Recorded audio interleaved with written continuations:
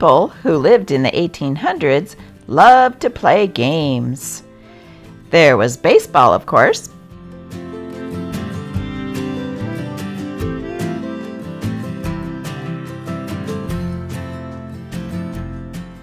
And football.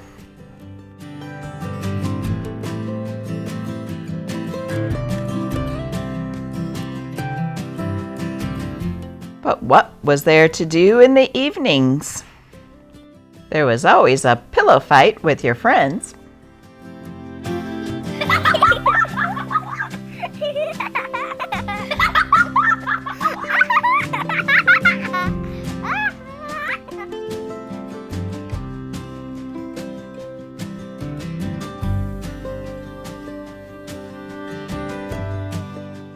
They had a few very weird games back then.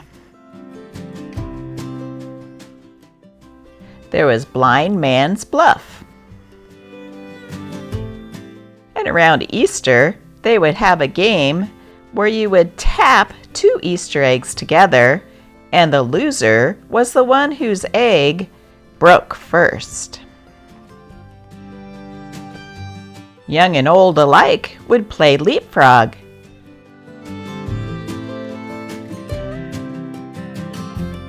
Christmas time, they would play Snapdragon, where you would take some raisins, add alcohol, light it, and people would have to choose one out and eat it immediately.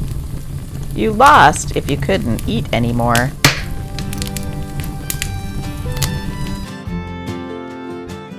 One of the stranger games was called Are You There, Moriarty?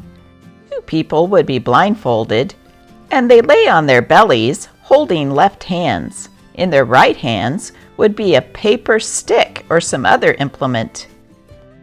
Player 1 would ask, "Are you there, Moriarty?" Player 2 would say, "Yes."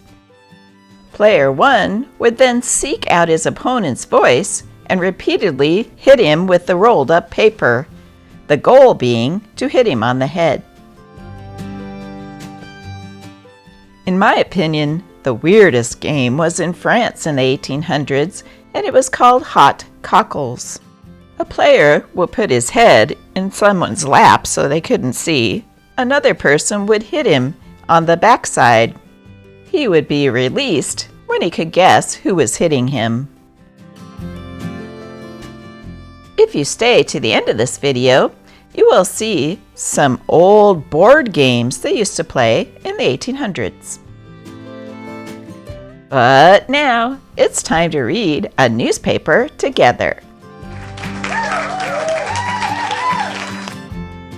We will be reading the Portsmouth Journal for August 12th, 1871.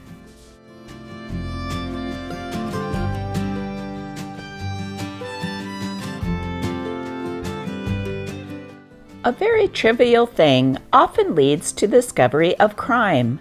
Science now comes in to aid the detective in ways which never occur to the guilty party. The following is a true illustration of this. Not long ago, a registered letter was received at the Chicago post office, which should have contained $500. It had been opened and resealed with great nicety. The resealed part was examined with a microscope, and a fragment of plug chewing tobacco was found in the mucilage. The detective traveled all along the post route to find who had used plug tobacco in a country where fine cut was universally chewed, but no such man could be found. One day, the detective reached the house of a country postmaster who was his friend and quite above suspicion. The detective, however, chewed tobacco himself, and so he happened to ask his friend for a chew. The friend replied that he could give him no fine cut because he always used plug tobacco himself. Friendship and tobacco were alike forgotten.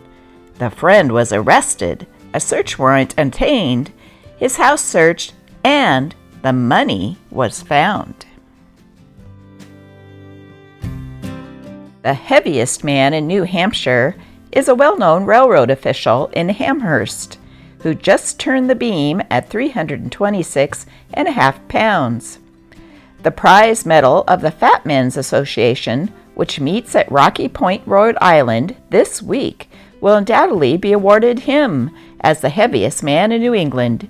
He is in the matrimonial market, and the fair ones of New Hampshire look favorably upon him.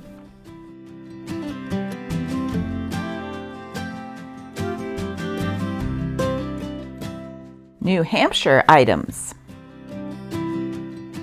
A West Randolph cat caught 100 chimney swallows before 7 o'clock one morning lately, and it wasn't a good morning for them either. At Rochester on Sunday last, while Reverend Dr. Thompson was baptizing 3 little children, the whole congregation was astonished at seeing a white dove float slowly in at the open window. It hovered a few feet above the children and remained in that position while the minister pronounced the blessing, and then flew quietly away. An Epping boy who went to be a clerk in a Boston store has been discharged for honesty. He found a pocketbook which some customer had left on the counter and wanted to return it to his owner. But his employer told him that he always kept such things, and as the clerk persisted in his purpose, he lost his situation. The moral of the story is that honest New Hampshire boys had better remain in our state. They are not wanted in the large cities. Old York's blunderbuss, weighing about 500 pounds, which has been used for many years in celebrating our National Day, burst in the forenoon. 2 young ladies narrowly escaped being killed by the flying fragments. One of the pieces went through the roof of a store. Fortunately, no one was injured.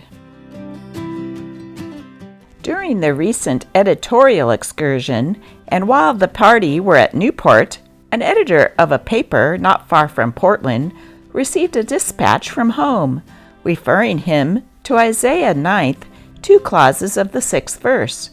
There was considerable rejoicing about that time.